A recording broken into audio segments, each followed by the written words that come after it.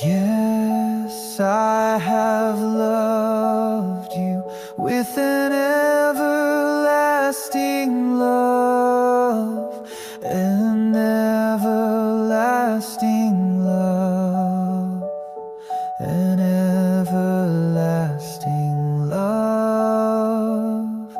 Therefore, with loving kindness have I drawn you, drawn you, drawn you.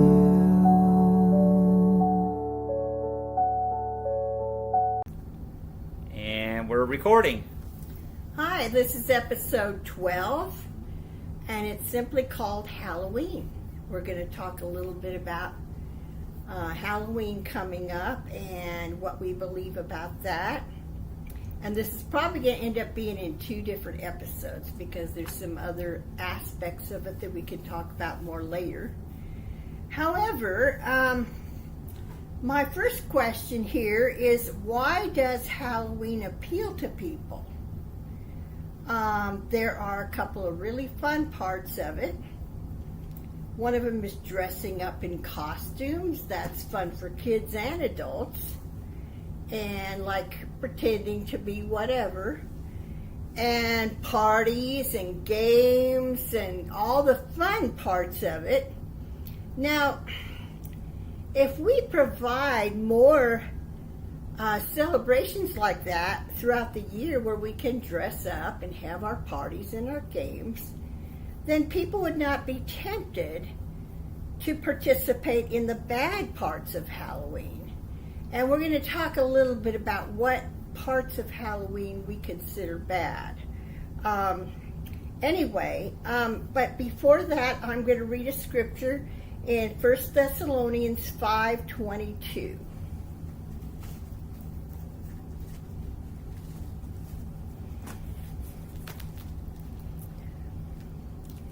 This simply says, abstain from all appearance of evil. Okay, now this actually can have 2 different meanings, and it's interpreted 2 different ways. One of them is to stay away from, every time you see evil, to stay away from it and to guard yourself against it and not participate in it. The other one is we're not supposed to have the appearance of evil, because for one thing that ruins our testimony that we're on God's side if we look like something that's devilish, let's say. There's a lot of things that are not portrayed as a good thing, but as an evil thing at Halloween. Now, some things are innocent, and some things are really fun and really cute, and there's nothing wrong with that. But there are some things that you would say it's an appearance of evil. And so, let's see here. Okay, so what are the evil parts of Halloween? I'm going to give a little bit of the history of Halloween, and then we're going to talk about some of the dangers of certain types of participations in Halloween.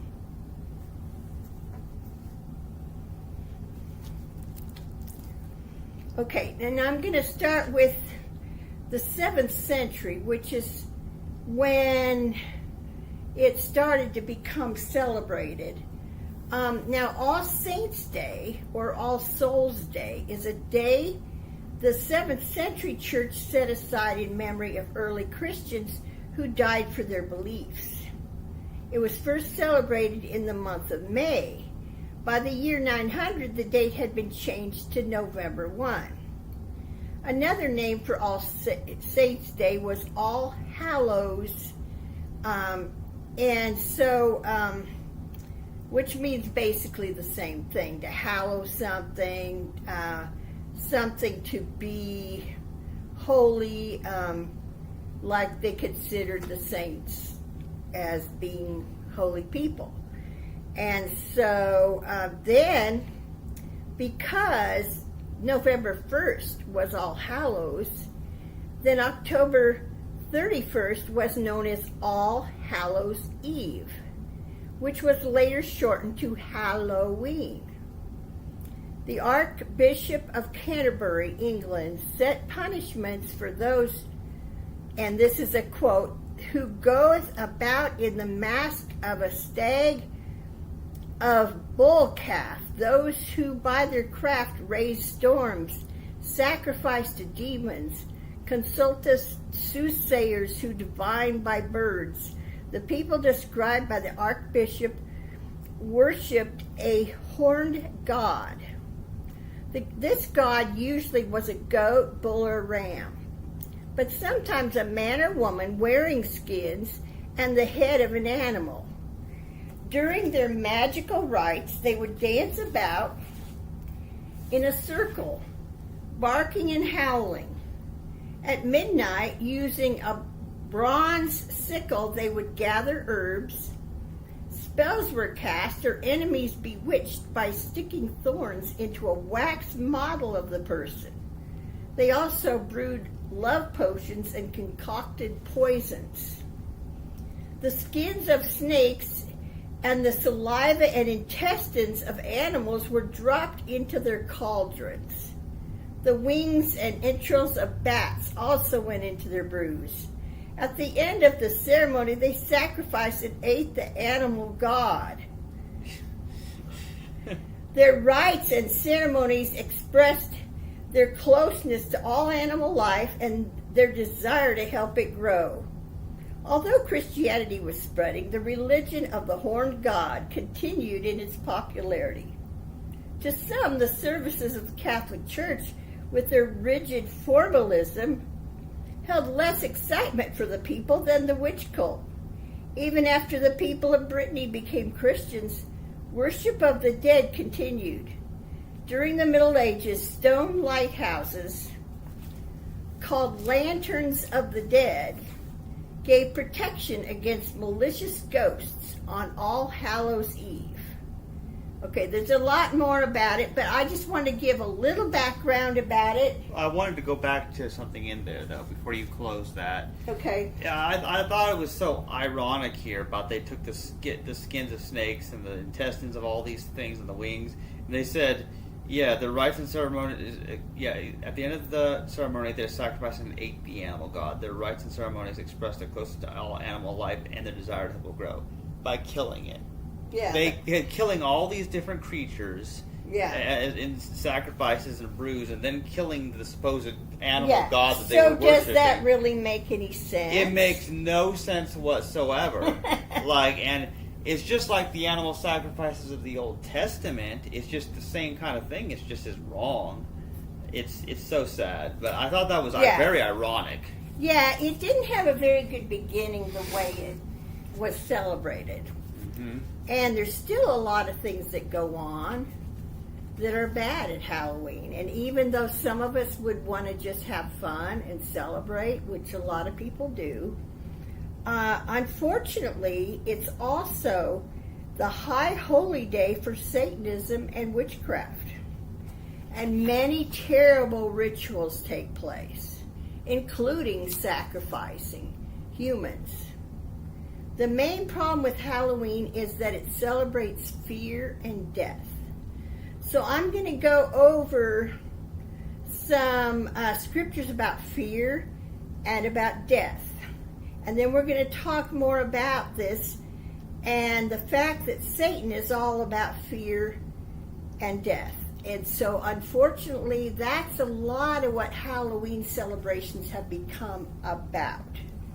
So anyway, first of all, with fear, I've actually read this one before because we talked about how fear is one of the tools of Satan.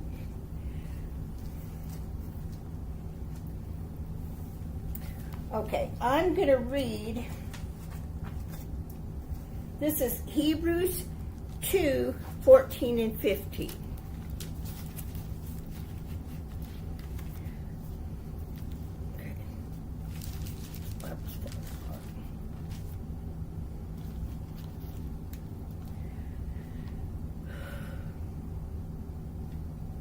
make sure I'm in the right place. Oh, I was looking at 3. Okay.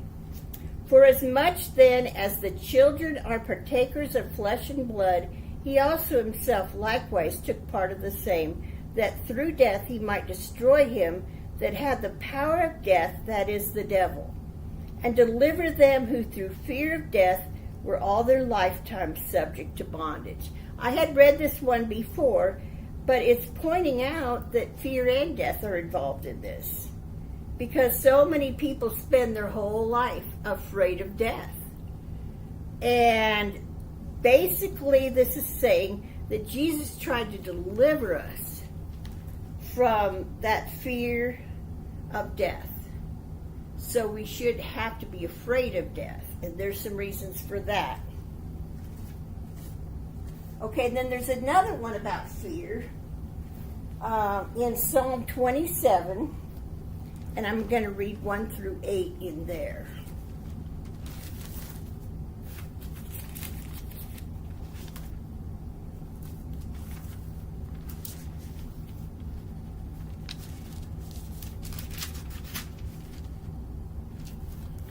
The Lord is my light and my salvation.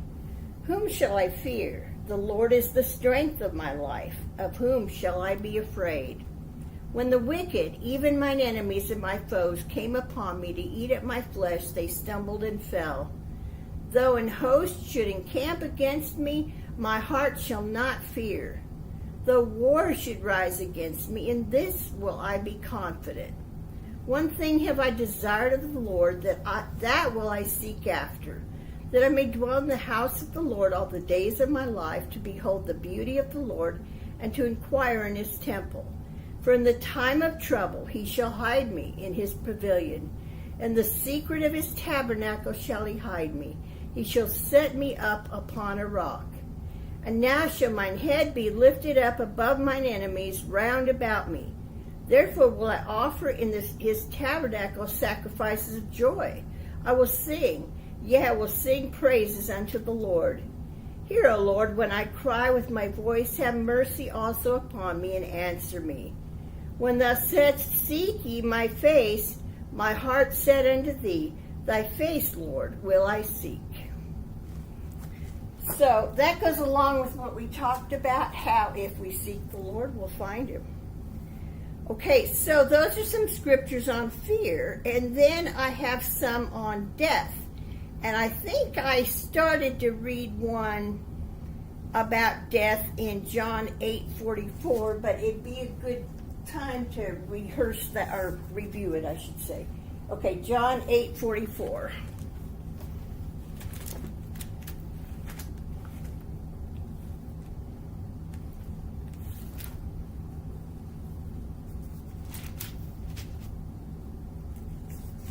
Oh, here we are.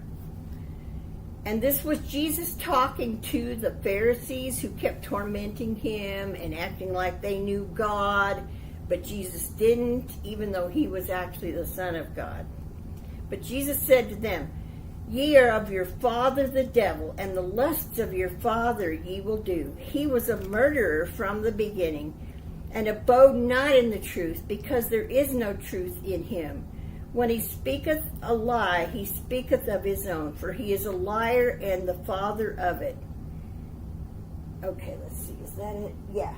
Okay, now I just want to insert here that since death is really of the devil, then I just wanted to mention all the things, if you notice, all the things about Halloween are a celebration of death, murder, gore. Think about some of the costumes and decorations that are all over the place at Halloween.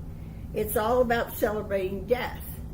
And so that's really of Satan, because Jesus wanted to set us free from having to be afraid of death. And so those things shouldn't, have to be something to be scared of. Okay, and then I'd also read John 10:10 before. I'm going to find that one again. Okay, This is the one that said, "The thief cometh not but for to steal and to kill and to destroy. I am come that they might have life and that they might have it more abundantly." And I'm going to actually read more this time. I'm going to read 11, then 17 through 18. "I am the good shepherd. The good shepherd giveth his life for the sheep." So he's talking about the good shepherd would lay down his life for the sheep. And Jesus was saying he would do that. And then down further he said, "Therefore doth my Father love me, because I lay down my life that I might take it again. No man taketh it from me, but I lay it down of myself. I have power to lay it down, and I have power to take it again. This commandment have I received of my Father." So this is talking about Jesus' resurrection from the dead after he had died. And then also there's a promise that because of that we can be resurrected as well. And so that's going to be the last one I read, 1 Corinthians 15, 20 through 26. And that's about us being raised from the dead. If we're a follower of Christ, if he can raise himself from the dead, he can raise us from the dead as well. You're getting weird over there. You have something to say? Not yet. Not yet. Okay. Maybe you were just burping or something. But yawning. Oh, yawning. Okay. Well, I guess that's all right. Okay, where am I? Okay. 1 Corinthians 15. Here it is. No, that's not 15. That's Acts 15. Okay. See, this is better than trying to keep all those bookmarks in my Bible and having them all fall out and really get me lost. So that's why I'm just looking them up. I'm looking up the references as I go. Okay, so 1 Corinthians 15. All right, and I'm going to read 20 through 26. Okay. "But now is Christ risen from the dead and become the firstfruits of them that slept. For since by man came death, by man came also the resurrection of the dead. For as in Adam all die, even so in Christ shall all be made alive. But every man in his own order, Christ the firstfruits, afterward they that are Christ's at his coming. Then cometh the end, when he shall have delivered up the kingdom to God, even the Father, when he shall have put down all rule and all authority and power. For he must reign till he hath put all enemies under his feet. The last enemy that shall be destroyed is death." So you can see how Christ is all about life and faith and trust in God instead of fear. So that's what the point I was going to make is. Satan is the opposite, and he's all about fear and death. And so unfortunately Halloween has become an easy day for Satan to try to perpetuate his agenda for people, and that's why so many terrible things go on. And we're going to learn more about which type of things people sometimes participate in at Halloween that can cause problems and be dangerous in some ways for us. And so we're going to cover more about that next time. But right now, I want to have a discussion with Chastity about how Halloween affects each of us. And so I'm going to let you talk first about how it affects you when you have to go through the merchandise at Walmart that's for Halloween, and how it affects you. Yeah. Well, you know, I've had to stock all these Halloween things, and a lot of these things are meant to look scary. You know, these ghost and monster masks, and then the worst I think is like these knives what they're in these plastic cases that have like this red fluid, meant like it's supposed to look like blood. And I think, under what context would anybody want to go around with some toy knife that looks like it's covered in blood? Yeah, so it's celebrating murder Yeah. and gore. Well, and it's so far from who I am in my philosophy because there is no context, especially for a vegan. See, there is no context in which I would be stabbing some living being with a knife, or shooting them with a gun, or committing violence in any way. And so the very concept that I've had to stock these things with the idea that people are going to come buy this stuff, honestly, that just offends me. Yeah. You know, it's like, it's very sad because the fact that we have a national holiday where we're celebrating death, and then violence. Well, yeah, violence, and about the violence. Well, if you think about it, because people are conditioned in multiple ways to condone violence. First of all, Halloween. When people are celebrating Halloween, it teaches people, oh, violence and killing is fun. Let's dress up as a bunch of murderers and weird stuff. Yeah. That's weird. And let's scare each other. Well, and then these same people who will celebrate Halloween, then when real violence happens, like the shooting of Charlie Kirk recently, or some of the other shootings, like there was the Mormon guy who got shot. People are getting shot all the time. Yeah. And so then when real violence happens, then some of those same hypocrites will then talk about how horrible it is. I'm like, look, you were just literally celebrating death on Halloween, and then you're going to act like real violence is not okay. Then why is pretending the violence okay? Right. You know, and I don't see it as any different. Right. That's why I quoted that scripture about to avoid the very appearance of evil. Why would you want to look like you're a murderer?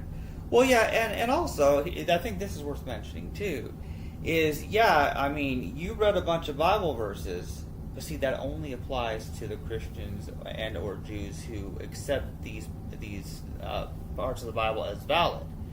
But I don't think somebody has to be a Christian or even believe the Bible at all in order to see what's wrong with Halloween. Right. It's right before our eyes. Yeah, if you're sensitive to it, but you know, these horror movies, that makes us insensitive. And just, you know, and even video games that are real violent.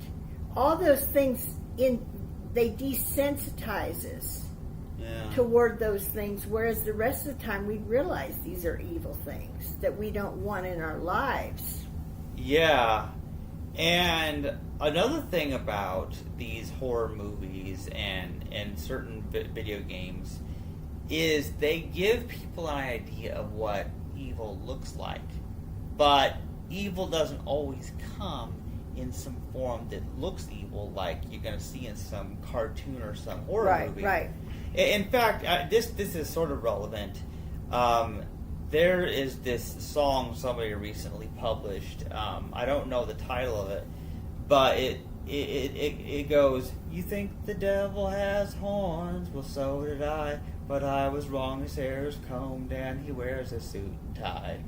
And I think the message is that evil doesn't always come in the form of a horned devil of some kind. I think the message is that sometimes somebody can look like a regular person. They can be dressed nice, and they can talk like a regular person, but they can still have evil intentions, and they can still be controlled by the devil. Right. And so I think the danger in some of this media is that it gives people the idea, oh, this looks like evil. Meanwhile, there's other evil that may not look like what they're expecting, but is actually worse. Just like how Satan sometimes appears as an angel of light. He tries to appear as something good. Yeah. And he tries to tell people, I'm your friend. I'm here to help you get what you want.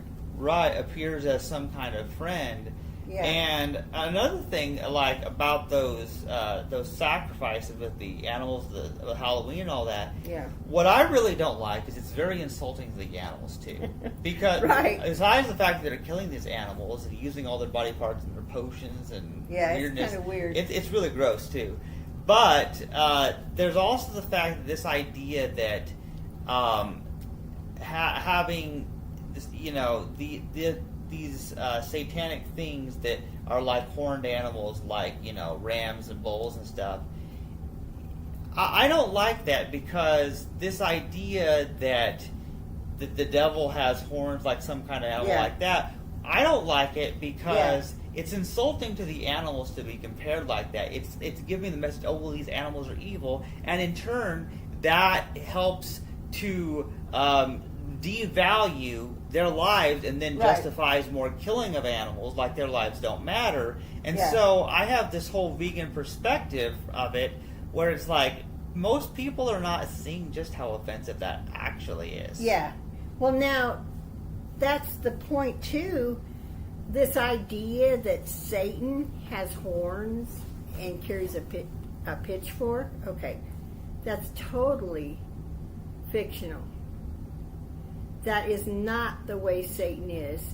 And that's why people think he's just a funny, make-believe character. And that he's even, he's just kind of humorous because he's horned, because they think of animals as predatory. And so it's kind of like they're making fun of the idea that Satan is a predator, which he actually is in a lot of ways. But people don't take it seriously then, because they think, oh, this is just as fictitious as Santa Claus, the Easter Bunny, the Tooth Fairy. It's like all these things, are just made up, and then they don't take it seriously. Like I was saying, talking about these two kingdoms, there are some real spiritual entities, and they're not just make-believe, and they're not fun. They're very serious things. But I understand what Chastity is saying about it makes it look like animals are just dangerous, and they're not necessarily dangerous. And even the ones that are considered predators, we believe that it's because they tried to survive that way, some of them, and they passed on. Their parents passed on to them that you have to hunt to survive. And they continued it on and taught their, cubs or whoever that to be that way. But if you find out a lot of things that really happen in the wild, a lot of times these animals can be very compassionate. And people just expect them to be ferocious predators, and sometimes they have the opportunity to be, but they choose not to be. Well, in fact, just a few days ago, I saw this story.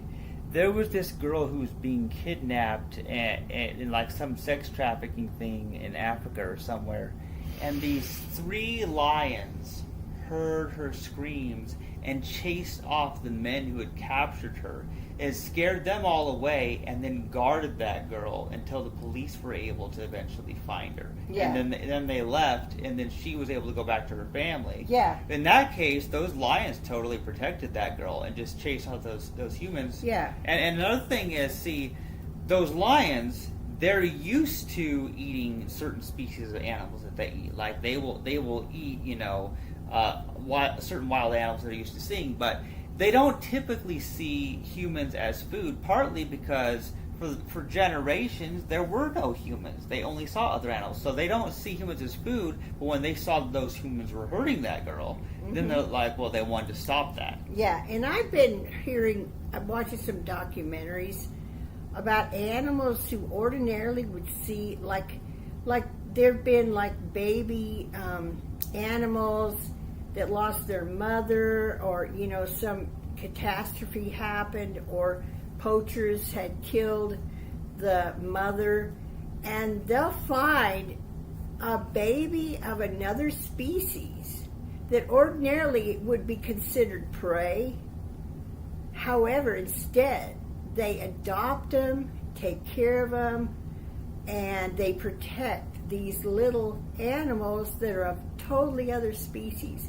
And this happens more often than you'd realize in the wild, but there have been people doing studies of these animals out in the wild and taking notes, and they're surprised because they've learned that all animals are just really dangerous to one another, and they're just predators, and then they observe some of the compassion these animals have toward animals they wouldn't have to be compassionate, but they see them in distress, just like they were with that girl, or there's 3 of them, right? There was 3 lions defending 1 girl. Oh, 1 girl, okay. Yeah, they will notice other creatures, other species that are in distress, and they'll take care of them. And there's been many situations like that. Whereas instead of just, even though they're hungry and they could use them as prey, they choose not to. They actually have compassion, and they take care of them, and they adopt them. And then if they're a species that really needs to be with their own kind, and be part of a different herd in order for their well-being later on, after they take care of them, they make sure they get integrated into, their species. And then these surrogate mothers of another species will watch from afar to make sure they're okay. And they have to separate, but they take good care of them for so long and sacrificially take care of these baby animals. And it's like, how could there be so much compassion with these animals if they were just born to be predators? I think they were made that way by their environment, and then they passed that on because they felt like that's what they had to do to survive. So they teach their young to hunt and prey. And it's interesting because the Bible does teach that in God's new kingdom, no creature will harm another. It says that the lion will lie down with the lamb. And they won't, and it won't attack the lamb. They'll all get along, and it says, that nobody will hurt anybody else in God's kingdom. And so that's the way it's supposed to be. And I don't believe that at the beginning in the Garden of Eden, these animals ever harmed one another until sin came into the world, and then they had to be afraid of people, and then one thing led to another. And it's just all a part of the world being corrupted. And so it's true. It is an insult to act like these horrible creatures and pretend like you're this vicious monstrosity that's an animal. Yeah, and it's weird. See, hate has to be taught. Mm-hmm. People have said that before. I think it's true. It's like, humans have learned to hate humans of other types as well as animals, but then there are those cases where there will be some human child that's lost and ends up being raised by wolves or raised by gorillas or something. That happens too. And so then they end up being as one of them, and then unlike the other humans of society that are trying to kill these animals, they just see those animals as their family instead. Right. Like I do. Many of them adopt a different species. Yeah. And take care of them for years and years until that baby child doesn't need them in the same way anymore, and they still will make sure they get taken care of, even if it means letting go of them and letting them be part of another herd. So, yeah, I mean, it's true. We were just looking at some of Chastity's baby pictures. And all these babies come into the world so innocent. And they don't know anything. Mm-hmm. And they only learn to be horrible and hateful by what they see around them. The examples set for them. And so that's why a lot of children, they get abused, they get corrupted in different ways, and they don't start out that way. And so that's true of people, that's true of other animals. And so anyway, that's a very good point. Yeah. Well, that's another thing that's very important, to separate the guilty from the innocent. For example, now there was some recent statement, I don't know if it was the Pope or it was some other weird Catholic dude, but supposedly this person said that a person cannot be pro-life and also for the death penalty. Oh. And now here's the thing is, I understand what they were going for, but I also think that statement, it dismisses there's the difference between an innocent baby who most of the time hasn't even been born yet, who could not have possibly done anything wrong, because first of all, until you can walk or talk, you don't have a chance to do anything evil. And then somebody else who has perhaps actually done crimes, or maybe some of these people in prison are innocent, and that's why maybe we should be hesitant about the death penalty. But but noticing that the guilty people who have done wrong and the innocent who have not done wrong are different groups of people. And it's the same with humans, it's the same way with animals. There's those that are dangerous and those that are not. And quite honestly, to take a group of people, whether those people are humans, lions, bears, or cows, and then say they're all evil, kill them, that's just racism repackaged.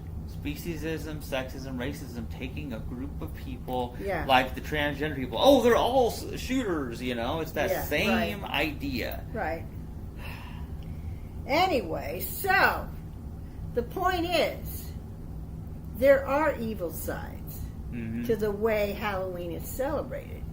And it'd be nice if we could just turn it into a totally wholesome, good, healthy holiday. But I think it's probably too far gone for too many evil people to participate in it. So much so that we do need to be on our guard and make sure we only celebrate the good parts and find an alternative. Sometimes I know some churches who realize that there's wicked parts of it. They'll provide alternatives sometimes in their church, and they'll have like a harvest festival. And I think that's good. But I noticed that some of them still let people wear horrible costumes. However, a lot of them will let people know that these kids could dress up like Bible characters or something else innocent. And then it's totally out of the evil realm. And they can just have fun and enjoy participating in, dress up and doing all sorts of fun things. But unfortunately, a lot of people go to parties where they use Ouija boards and do seances. And see, next time we're going to talk more about some of these dangerous activities that people don't realize. They think it's just innocent fun. But there's many things that are not innocent fun. They're dangerous in a lot of ways, and that's why we're going to have to cover this in two parts, because I didn't want to get into all the specifics about those things at this point, because I wanted to let people know there's nothing wrong with the good parts of it, and we should provide that kind of fun for people. But at the same time, we need to watch out, because unfortunately there's a lot of bad things going on. And like I said, the Satanists and the witches, they take advantage of that to be their high holy day where they do all kinds of horrible things. And I'm more aware of this, I guess, because I got raised in the occult, but I've done a lot of study about it too. And I know that some terrible things go on. And a lot of people especially pray during that time so that to ward off a lot of the bad activities and the things that cause some people to become victims. And it's true. I mean, these sacrifices a lot of times are both animals and humans that are mistreated. And so that's just to be aware that there are some aspects of it that we need to deal with and warn ourselves and other people about. And since Halloween's coming up, we felt like this ties right in with what we've been teaching about the two kingdoms and about God's kingdom and Satan's kingdom. And it's just another thing to become aware of. And that's why, I'm going to present a little bit more of specific things that we can watch out for and be aware of, so that we don't get sucked into any of these activities that are dangerous and harmful in a lot of ways. And that's why it is good to provide all the good, positive things about it. and enjoy those things, and even teach our children to participate in the good, wholesome kind of fun, so that they don't get told by their friends, well, let's go have a seance, or let's play with a Ouija board, which isn't really a game. And there's other things too that people don't realize how bad and harmful they are, and that's why I need to teach more about that. But I know a lot of preachers condemn all of it. They say, well, just don't celebrate it. Well, that's not necessary. Well, actually, I disagree with them saying that. Here's why. Mm-hmm. Because, for example, a lot of people, when they go vegan, they make the mistake. They think that, they think that going vegan just means their same diet minus the meat, dairy, and eggs and stuff like that. But you can't just take something away. You have to add something in its place to replace. So you're getting your nutrition and all that the same way to replace what you're losing. So you can't just take away people's Halloween fun. You have to give them alternatives. First of all, why is it only socially acceptable to dress up in costumes on that day? Right. That's why I was saying, why can't we do that kind of thing throughout the year? Yeah. Have costume parties, but dress up in good, fun things, but not participate in things like that. Yeah, and I find it interesting because there are a lot of transgender people who the reason they like Halloween is because that is a time where they can dress as what they think they want to look like. Mm-hmm. And yet, if anybody criticizes them, they can just pass it off as Halloween jokes. Right. That way, they get to try it out without really the consequences. And people just think it's funny. Yeah. When somebody, it's a comedy when somebody dresses up like the opposite gender. But boy, you don't dare do that in public in some settings. I know. Or people get mad and they target you. I know. And you know what? Can we just talk about how society has lost its sense of humor? Yeah. Like, take for example, Mrs. Doubtfire. Yeah. Mrs. Doubtfire is still one of my all-time favorite movies. And I think it was actually a very wholesome movie in a sense because, look, this guy, he wanted to spend time with his kids, and that whole situation was sad. And so he was willing to dress as a woman so he could be the housekeeper and be with his kids. Right. There was actually nothing wrong with that. But people were able to laugh at it because just how convincing Robin Williams was as an old woman, that was what made it funny. And I feel like, yes, we should be able to laugh because sometimes people do look ridiculous. Yeah. But at the same time, it should not be where they're hated for it. Right. And see, that's another point that I hadn't mentioned about Satan. He has no sense of humor. So the more we laugh and are joyous and do things that are wholesome and enjoy life and comedy and all that, the devil can't stand that. Yeah. And we knew somebody, don't mention any names, but we knew somebody that was pretty much demonized. And they would act up. But then when Chastity would start singing, it really threatened the devil. Uh-huh. And say, don't sing! And would get upset. See, because the devil doesn't want us to be joyful and happy and laugh and sing.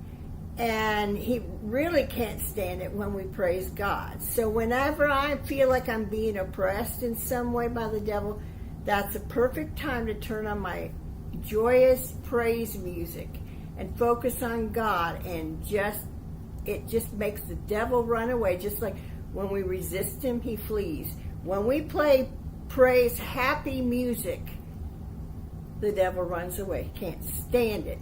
He's on the opposite side of God, and God wants us to be happy. And God has a sense of humor. There's a lot of places in the Bible and in life where you can see that Jesus had a sense of humor, and God's not just an austere grandpa in the sky with a long beard looking to punish people. But that's the impression people have of God. Mm-hmm. But he wants us to be joyful because he's a joyful person, and love produces joy. Yeah. That's the thing about it is being able to sing and listen to music. That's the thing I actually need to do more of lately, because I've been getting depressed lately, and I just that's one of the best ways to fight depression, is just listen to some happy music, because it can distract you from things, because I don't think you can really have good music when you are just filled with evil and have no sense of humor, and just no joy. Yeah. And so there's a lot of good, clean, happy fun we can have as long as we avoid the evil and just follow God and stay open to him, and then we don't have to give into fear, and we don't have to celebrate death. Now, I want to mention that because of my background, it used to really trigger me. I still don't like it, but it used to really trigger me just to see some of these Halloween decorations all over the place, because they celebrate death. And some of them are worse than others, because some of them actually do remind me of some of the horrors I went through as a child, being raised in a satanic cult. And some of these things are too real or remind me of some really bad memories. And so how does that help anybody to put some of these horrible images of death and gore, and they think it's funny, and you see it everywhere? Now, I do better with it now, but I still don't like it. But it took me a long time to not let Halloween bother me for that reason. And now I cope with it better. And like Chastity was saying about why can't we do the opposite and celebrate the right things. And one year I did try to have a special party with Chastity and one of her friends.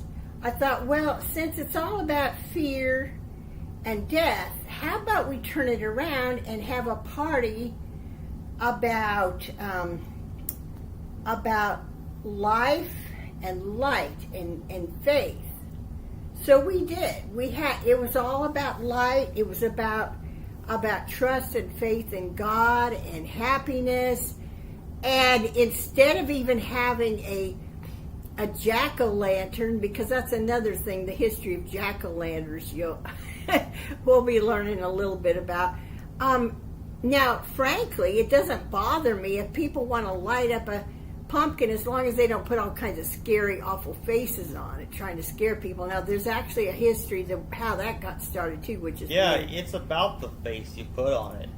Yeah, and I remember when Chastity was little and would see those things, I'd say, well, a pumpkin's a pumpkin no matter what you do to it. And then I heard her comment to other people saying, a pumpkin's a pumpkin no matter what you do to it. Because I said, well, God made pumpkins, and Chastity just loves pumpkin pies. So what I did is I made pumpkin pies for my Light and Life party. And we had a good, fun party, and we did it on Halloween while other people were doing all kinds of other things. And I know that they enjoyed doing what we did. So we had good games and a lot of fun, and that's just it. Instead of making kids feel deprived of all the fun, parents need to provide more fun for their kids so they don't miss all that other stuff that they shouldn't be involved in anyway. Yeah. At Walmart, they have these things. They're not real pumpkins or watermelons, but they're like made of some kind of plastic where you can carve them. But then they'll just stay like that because they won't die, because they're not a real food. So you could just use them year after year. Oh, so they aren't real watermelons? They're not real. They're just made of plastic watermelons and pumpkins that you can carve the same as you could those things. Yeah. But since they don't die, you can use them year after year. Yeah, why not put a happy face on them? Exactly. Instead of some mean, wicked look like, I'm going to scare everybody with my pumpkin face.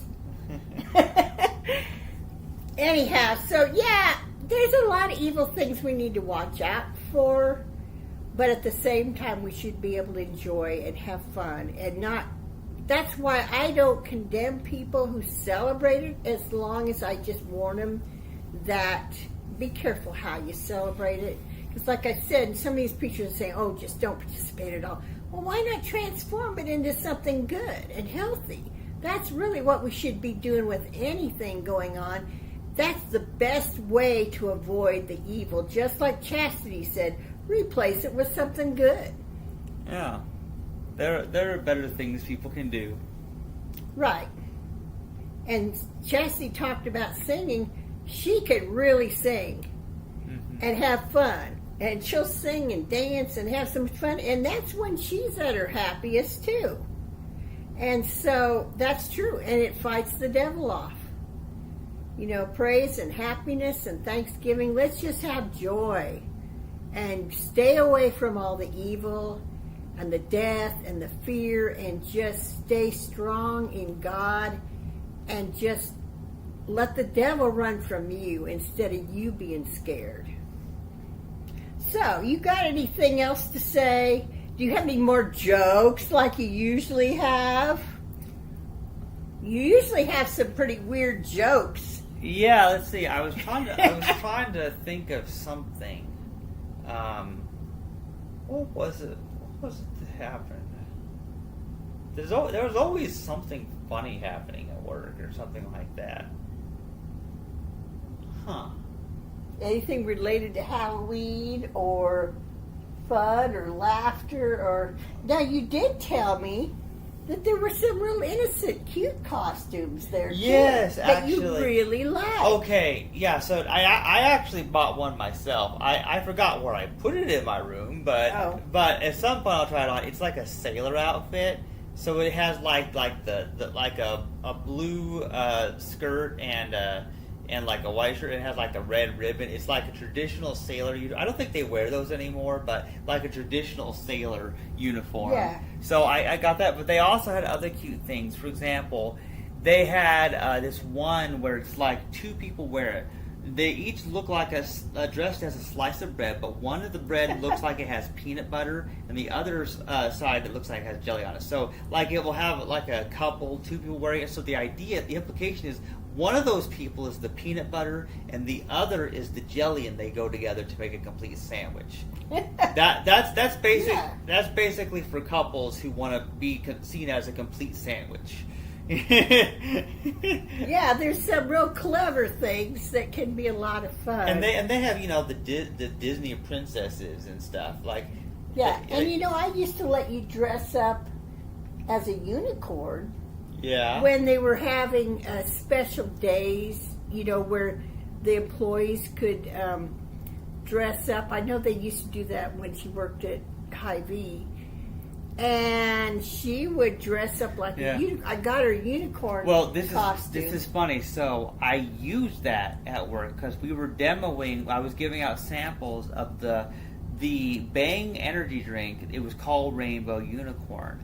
And so I go in with my unicorn suit. I'm wearing that at the table, giving samples of this drink to people, and I'm singing, always I want to be with you, and make believe with you, and live in harmony, harmony, oh love.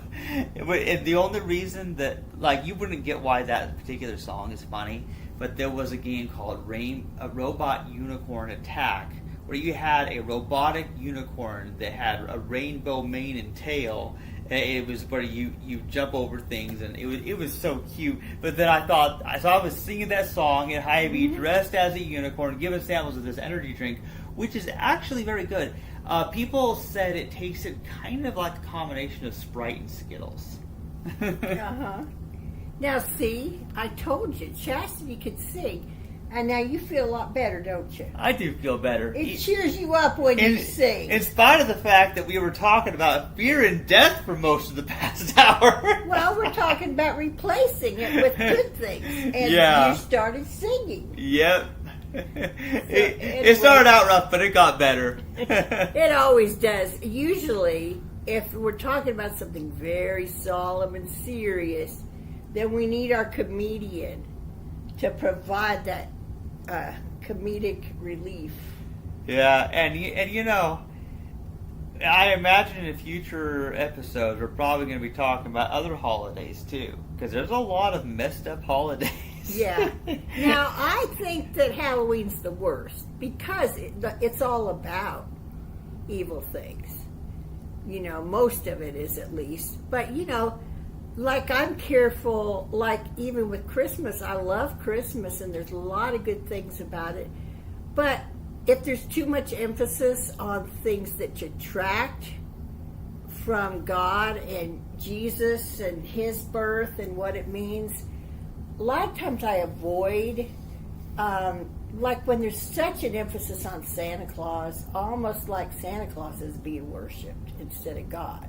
There's certain things that I avoid. I mean, I don't condemn anybody else that thinks that's okay. But there are certain traditions that I don't tend to think are the best, and I try to emphasize the good things. And so that's true with any holiday. A lot of holidays have been turned into something, you know, or come from pagan roots. But I just really have more concern about Halloween being probably the worst celebrated holiday of the year. And that's why I'm making such an emphasis, especially when I've just been teaching about spiritual warfare and the reality of that. And then Halloween's coming up. So I thought that we did need to address that. And hopefully we'll have some that are not quite as serious. It's just been necessary to bring those things up at this point. So, but we're still going to enjoy ourselves. We're still going to have fun. Chastity will probably sing again because everything reminds her of some song. Yep. So, anyway, thank you for being a part of this and just listening to us and thinking the stuff through along with us. And we'll continue it next time with our more further teaching about this subject. Now, we may have to sometimes, because Chastity's schedule at work is getting a little bit messed up, we may have to find other days to do our podcast. But we're going to do our best to just keep it going and do the best we can, because we feel like this is something God wants us to do, and we're hoping that it's making a good impact on everybody. Yeah, so subscribe on whatever platform you're on, because you never know when we might surprise you with a new episode. We don't even know. That's true. Week by week, we kind of do what we feel like God wants us to do. And so we'll all be surprised. Hopefully it'll all be a good surprise each time. All right. Have a good day, everybody. Okay, bye.